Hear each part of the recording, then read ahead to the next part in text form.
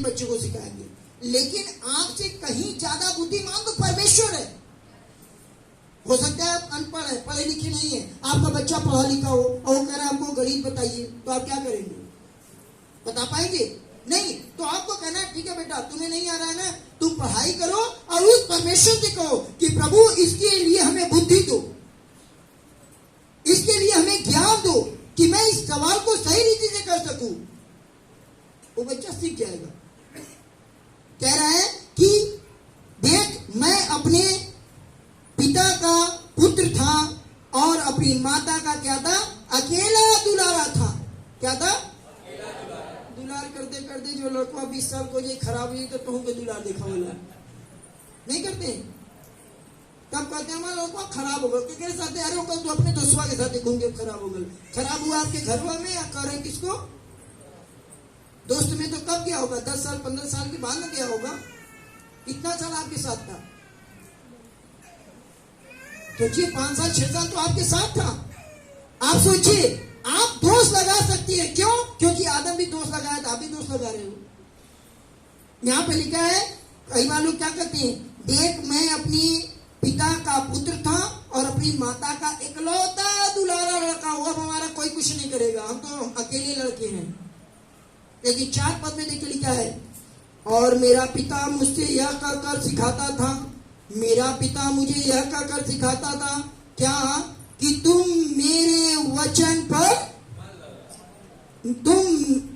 तेरा मन मेरे वचन पर, तेरा मन मेरे वचन पर। एक पिता एक माता यदि अपने बच्चों को जो शिक्षा दे रही हैं, यदि उस पर वो बच्चा मन लगाएगा तो कभी गलत दिशा में नहीं जाएगा। और मैं आपको बता दूं, आप किसी को बात करके, अभी मैं आपसे जितना बातें बता रहा हूं ना, कुछ क्षण आपके साथ रहेगा, कुछ क्षण बाद आप भूल जाएंगे। जितना मैं आपको बता रहा हूं ना, आप अधिक से अधिक 10-15 मिनट आधा घंटा तक सही रहेगा, उसके बाद क्या हो जाएंगे। लेकिन जब आप इसी वचन को रख के प्रार्थना करेंगे कि प्रभु भैया राजेश ने क्या क्या बताया मुझे बताओ, तो वो एक को नहीं भूलेगा, वो सब आपको बता देगा। वो एक भी नहीं भूलेगा और वो आपको क्या करेगा? दीदी जागिए, हालेलुया। हे मेरे पुत्र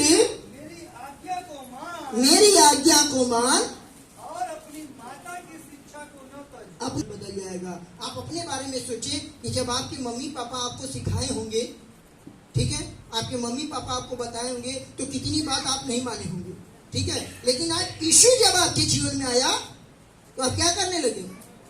काहे मानने लगे? काहे मानने लगे? अब आपको डर हो गया। वो देख रहा है, क्या कर रहा है? अब वो देख रहा है, क्या कर रहा है? 900 रुपया। हम इनके घर जाते तो इनकी मम्मी कहती है ई मन न छुए, आप छुए। ई बहुत देर से खींचते हैं, आप लोग तो अशोक भाई और हम धीरे धीरे खींचते हैं, ठीक है। उनका थोड़ा हाथ दर्द करता है ना, तो खींच रहे ठीक होने के लिए ना। लेकिन मम्मी को क्या मन में आ रहा है कि अरे तेज से खींचते हैं, इनको जरा से मया नहीं है। हमसे ज्यादा हमको मया हो, क्योंकि वो 24 घंटा वहां पे रह रहे। हम लोग भी खींचते हैं, कहते हाँ आप लोग सही खींच रहे हैं, लेकिन हम लोग उनसे तेज खींचते हैं। क्या करते हैं? उनसे तेज खींचते हैं। यहाँ पे परमेश्वर बता रहा है कि हे मेरे पुत्र मेरी आज्ञा को मान और अपनी माता की शिक्षा को ना भूलो।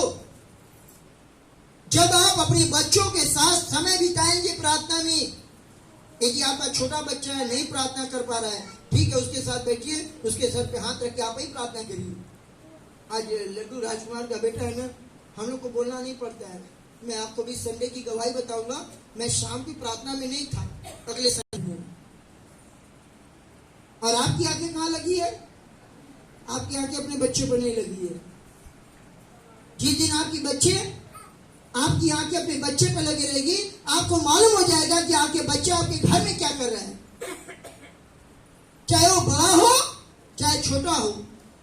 यदि फिर भी वो बच्चा छिप रहा है, आप अपना घुटना टेके प्रभु से कहे, प्रभु मेरा बच्चा क्या कर रहा है, उसे बदल दो, उसे बदल दो। हालेलुया। लूका 1:17। 2 का 27, जल्दी 2 का 22, 1 का 17 पहले पढ़िए।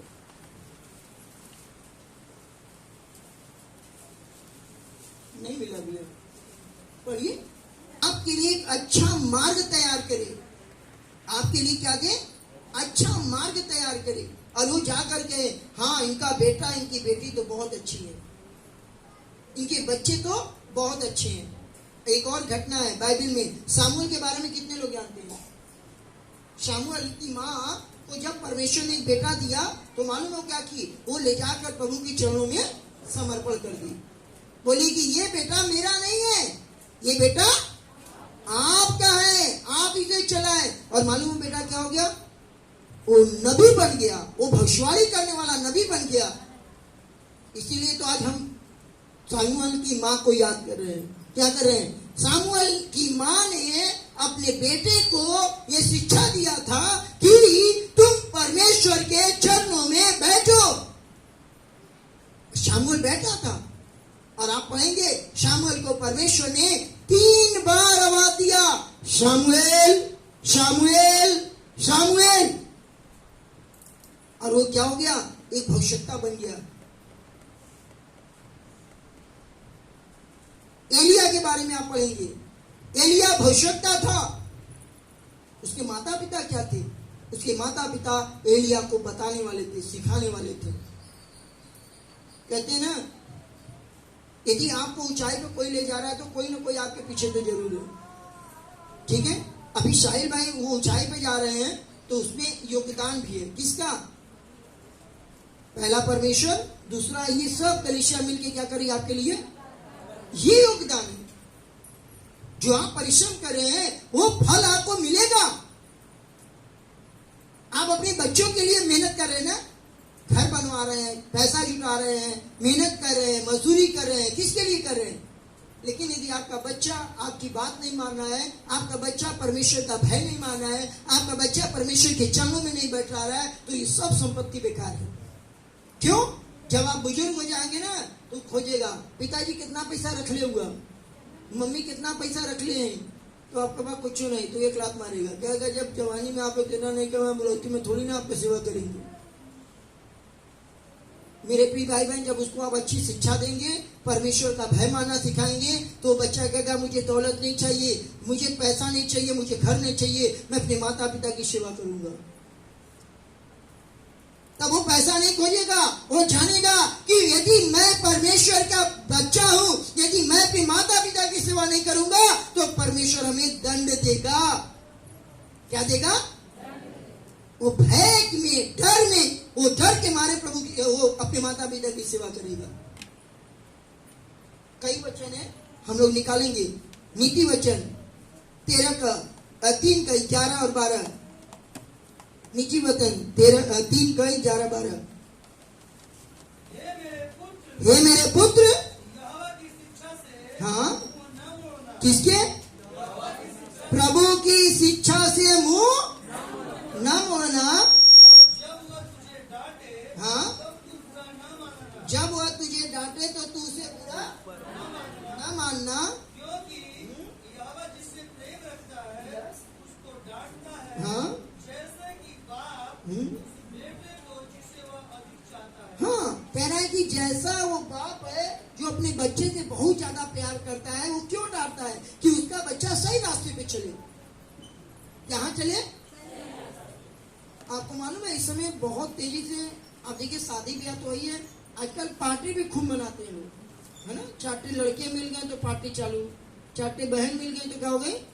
पार्टी चालू। छोटे छोटे बच्चे भी मिल गए तो पार्टी हो रहा है। हमारे गांव में 4-5 छोटी छोटी लड़कियां ना, हमारी पत्नी से कहती आज बड़े परमेश्वर मना नहीं किया, परमेश्वर मना नहीं किया खुशी मनाने के लिए, लेकिन जब उस वहां पे परमेश्वर नहीं रहता है तो पार्टी में करते हैं 2 लड़का भी चलेगा, सफेद का भी चलेगा। क्या कहेंगे? मसीह वाले हैं। अच्छा, वो पार्टी में आज तो मम्मी पापा देख नहीं रहे हैं, मम्मी पापा नहीं देख रहे हैं। अब तो हमारा शादी में गया हूं, बारात में, शादी में गया हूं, भैया आप बिलीव नहीं करेंगे, इस समय लड़का लड़की दोनों ड्रिंक कर रहे हैं, दोनों ड्रिंक कर रहे हैं। आप कहेंगे भैया ऐसी कैसी बात है। मैं आपसे कह रहा हूँ, अभी शादी जो रात में जा रही है ना, बहुत सारी लड़कियां जा रही हैं, औरतें जा रही हैं। आप भी बढ़िया साड़ी पहन के उनके पास जाके खाली उनका मुंह सूंघेगा, आपको मालूम हो जाएगा।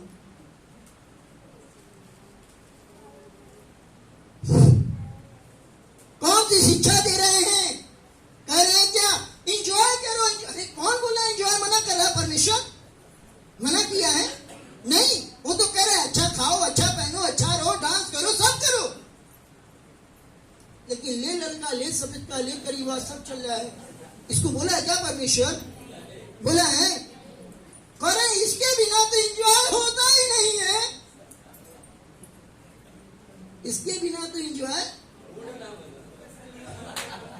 तो प्रभु जी मूड बना दिए फिर।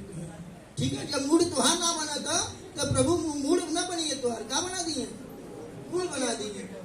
तब नाच में क्या करने? 1 लाख मारना, गिर गिर पैर टूट गल, कहीं कहाँ का लला बराती में का बोल पैर टूट गल, क्या टूट गल, डांस करे तल ये ना कहिए कि पीले रही। ठीक है, हमारे चाचा, मैं सच्ची घटना बता रहा हूँ, एक बढ़िया शादी में गए थे, अब मालूम है दारू पी के सब कोई नीचे नाच रहा है, वो हाथी के ऊपर नाच रहा है। यहाँ पे हाथी के ऊपर दूल्हा बैठा है ऊपर, कहीं बहुत दूल्हा से बहुत करीबी थे, और हाथी पे खड़ा होकर नाच रहे थे। जब गिरे धार से दोनों पैर टूट गया। जब टूट गया तो वहां से इलाज कराए, कहाँ? घर पे। कितना अच्छा लगा? अच्छा लगा ना? ऐसे का पैर टूट गया, ठीक बन। आप इंजॉय करो, परमेश्वर कह रहा है, मना नहीं करता है, लेकिन आप किसके साथ कर रहे हो? क्या उस पार्टी में परमेश्वर है कि नहीं है? जब परमेश्वर रहेगा तो आप गलत रास्ते पे नहीं जाओगे, तुम डरोगे। और जहां परमेश्वर नहीं रहेगा, तुम्हारे पिताजी भी रहेंगे ना, तो कहोगे मुड़ी करके इधर मारो एक पैर। और आजकल तो एक नया ढर्रा हमने देखा है, ठर्रा नहीं ढर्रा, ठीक है। आजकल कोठरी लेते हैं और वही मेरा सबके समन्वय लेकर आकर क्या करे। मैं एक शादी में गया था तो हमको भी हलक सूख रहा था, तंग कर देता भी हम थोड़ा से मान ली, पता तोरे पिए लायक ना हम तेरा कैसे बात कर रही, हमें पिए लायक ना हम कहते नहीं गया, थोड़ा तो दूर हो जा। उनके कहे भैया, हम तो समझ गए पर हमें मिलौले है।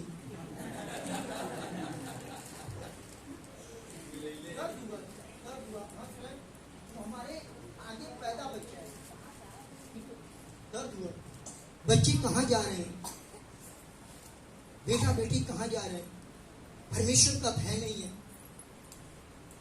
परमेश्वर का भय नहीं है।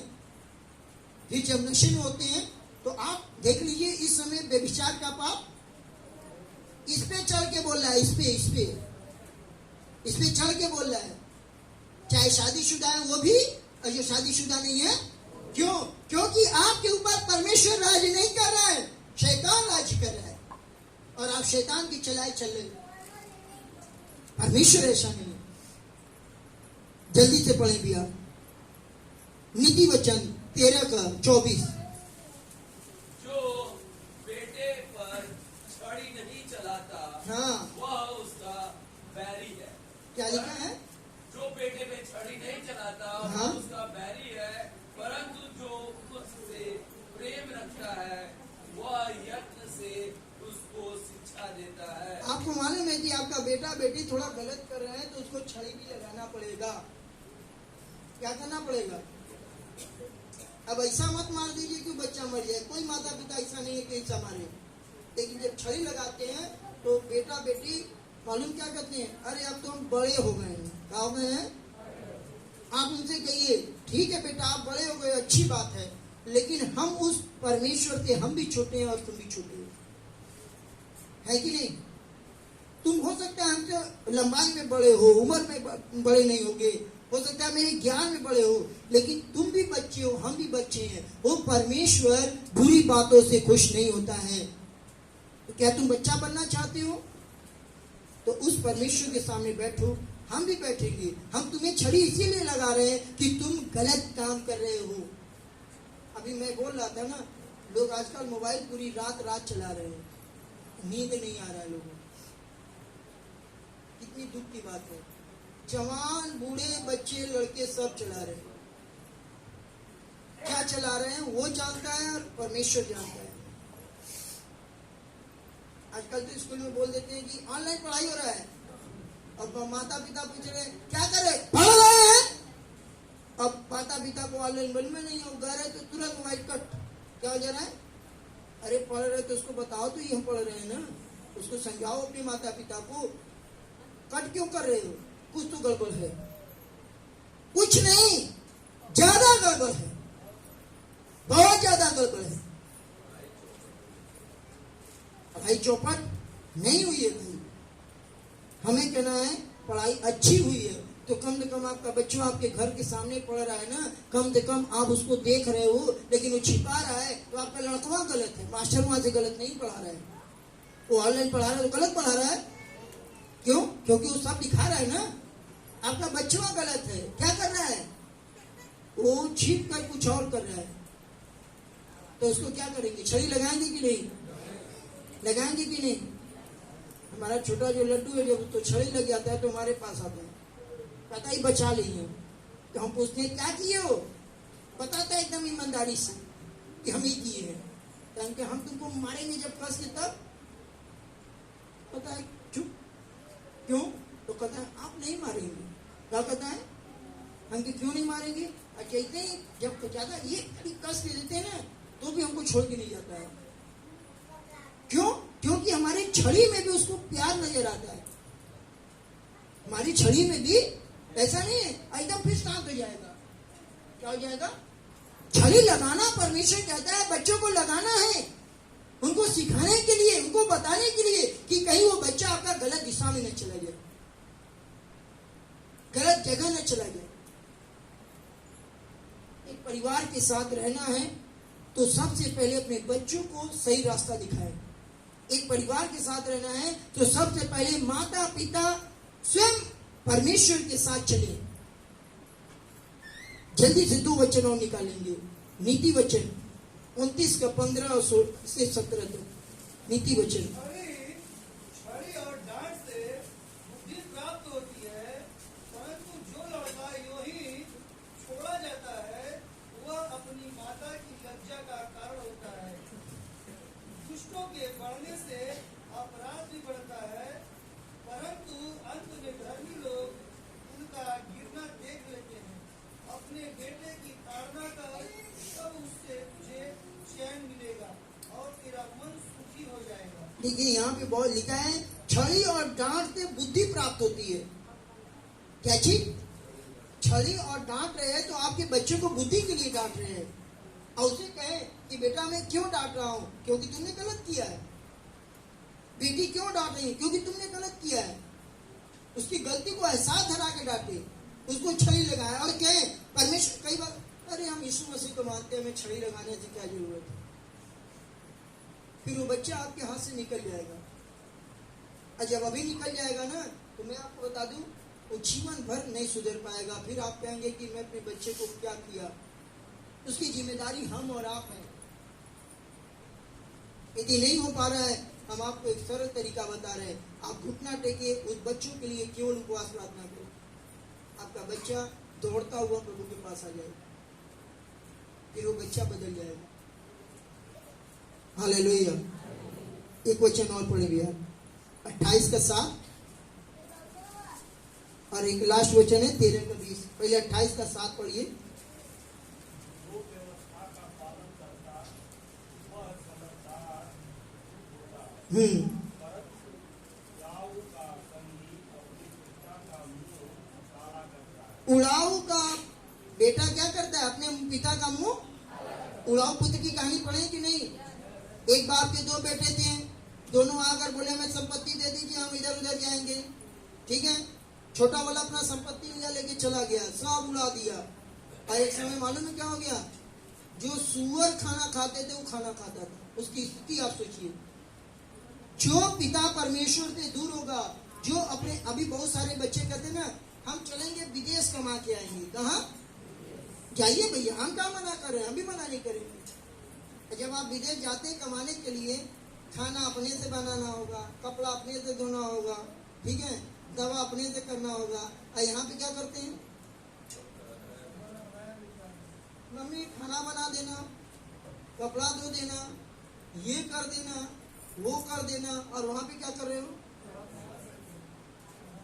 इतना सरल है, सरल है, सरल है मेरे प्रिय भाई बहन, सरल नहीं है। लेकिन लोगों के दिमाग में बैठ गया है, वहां बहुत सुकून से रहेंगे। इसलिए वो जा रहा है सुकून से, इसलिए कि वहां पे अपने मन करेंगे, जो मन करेगा वो हम करेंगे। अब जब उसे, अभी एक लड़का है ना, उनकी मम्मी ने शाम वाली में आएंगी, वो 7 महीने से कमाने गया है, 7 महीना। कल उनकी मम्मी रो रही थी, मुझे बड़ा दर्द हुआ, बोली 17,500 रुपया, अरे 15,000 रुपया, 2,500 कपड़ा मिलाइए, 15,000 रुपया 7% रुपये ब्याज पे लेके उन्होंने अपने बच्चे को भेजा है।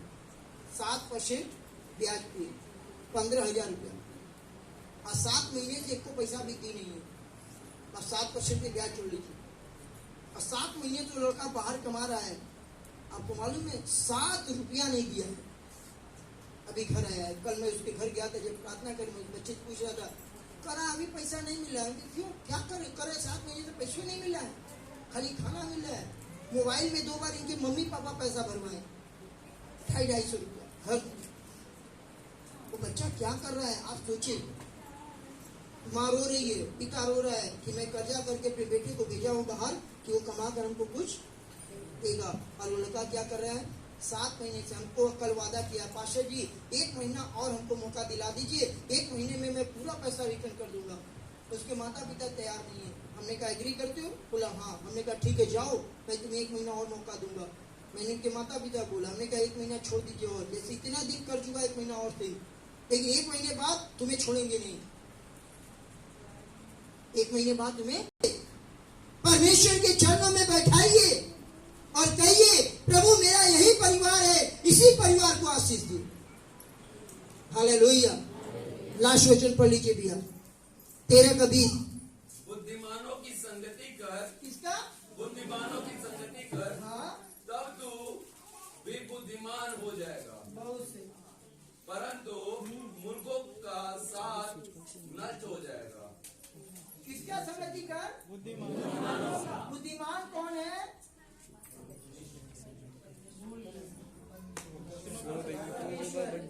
बुद्धिमान वही ना भैया कि हम और आप हैं भैया। जितना जो हमें इसमें ज्यादा ज्ञान होगा, तो वो पढ़ा रहे तो उनका ज्ञान तो हमारे पास नहीं है ज्ञान नहीं भैया। अब वो डांस में है या थे तो मुझसे मांग बुलाए भी नहीं, तो बुद्धिमानी से बुद्धिमान वाले व्यक्ति संगति करेंगे। अपने बच्चों को मुझसे करवा दीजिए, आपका बच्चा अनपढ़ करता स्कूल में टापर टाप मारेगा, ये धन अभी नहीं कि किताब पढ़ा नहीं है, जाके